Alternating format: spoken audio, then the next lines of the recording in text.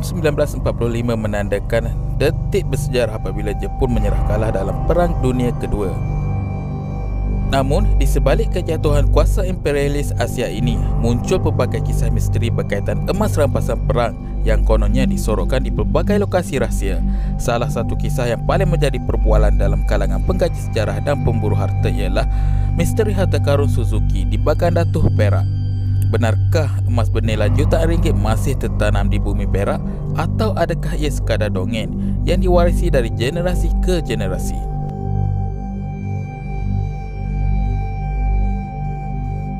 Menurut cerita yang tersebar secara lisan dan disokong oleh beberapa catatan tidak rasmi, seorang pegawai risakan Jepun dikenali sebagai Suzuki dipercayai telah menjalankan operasi sulit menyembunyikan emas rampasan di muara Sungai Perak, khususnya di kawasan terpencil Bagan Datuh.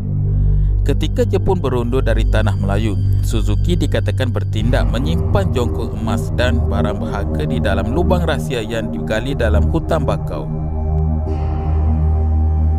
Tiada dokumen rasmi menyebut tentang Suzuki, namun ini selaras dengan modus operandi risikan Jepun yang banyak beroperasi tanpa jejak bertulis, seperti yang dinyatakan oleh sejarawan Dr. Farid Mazin dari Universiti Malaya. Sebahagian besar operasi terakhir Jepun tidak direkodkan secara rasmi bagi melindungi jaringan risikan dan keselamatan mereka selepas kekalahan.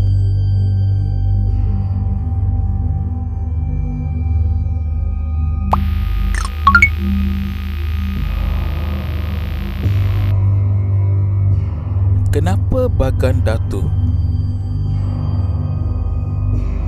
Bagan Datuh terletak di hujung muara Sungai Perak, dikelilingi oleh kawasan bakau yang tebal. Laluan air berliku dan jauh dari penempatan besar ini menjadikan lokasi yang amat strategik untuk operasi sulit. Kajian oleh Institut Geografi Malaysia menyatakan bahawa perubahan topografi dan hakisan tanah di kawasan muara menjadikan apa-apa objek yang ditanam di kawasan ini sukar dikesan semula selepas beberapa dekad. Malah, dalam laporan yang disiarkan oleh The Star pada tahun 1983, terdapat beberapa ekspedisi tidak rasmi dijalankan oleh pihak swasta di sekitar kawasan tersebut, namun hasilnya tetap kosong. Tiada satu pun menemui bukti fizikal keberadaan emas tersebut. Pada tahun 1957, Kerajaan Negeri Perak pernah mengeluarkan permit kepada sekumpulan pencari dari Singapura yang membayar cakaran RM5,000 untuk menjalankan kerja pencarian emas di kawasan tersebut. Malangnya, pencarian yang menggunakan kaedah penggalian manual dan logik lokasi berdasarkan cerita lisan gagal menemui sebarang bukti. Setahun selepas itu, seorang bomoh terkenal tempatan mendakwa mendapat mimpi tentang lokasi emas tersebut. Beliau turut mendapatkan permit dan menjalankan pencarian dengan pendekatan spiritual. Namun, pencarian beliau juga menemui jalan buntu sekaligus membangkitkan persoalan, adakah harta ini dilindungi oleh penjaga gaib seperti kepercayaan dalam budaya Melayu?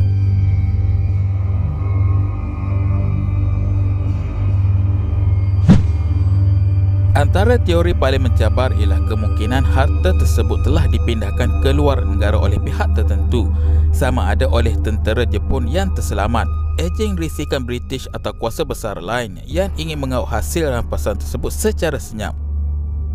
Pakar geopolitik Asia, Profesor Takehiko Arimoto dari Tokyo University pernah menyatakan dalam kajiannya mengenai Golden Lily Operation, menyatakan jaringan penyembunyian emas Jepun bukan sahaja melibatkan Filipina, malah termasuk Tanah Melayu, dan dipercayai telah digerakkan melalui saluran laut seperti Selat Melaka. Ini sekaligus membuka kemungkinan bahawa Bagan Datuh hanyalah stesen sementara dalam operasi lebih besar.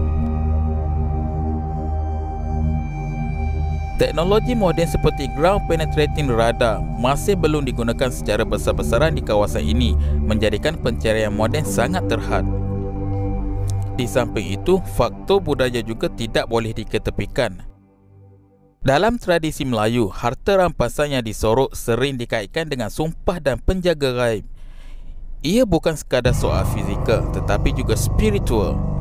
Banyak pencari melaporkan gangguan aneh, peralatan rosak atau mimpi pelik ketika mendekati kawasan yang dikatakan menyimpan emas tersebut.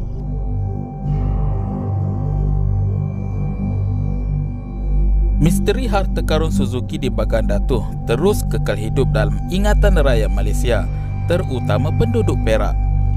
Sama ada ia benar-benar wujud atau tidak, pencarian telah membuka lebih banyak persoalan tentang siapa kita, dari mana kita datang dan sejarah yang tidak pernah diceritakan secara rasmi. Video ini bukan bertujuan membenarkan teori, tetapi mengajak penonton untuk berfikir lebih mendalam tentang apa yang disembunyikan oleh sejarah, bukan hanya dari tanah tetapi dari catatan rasmi.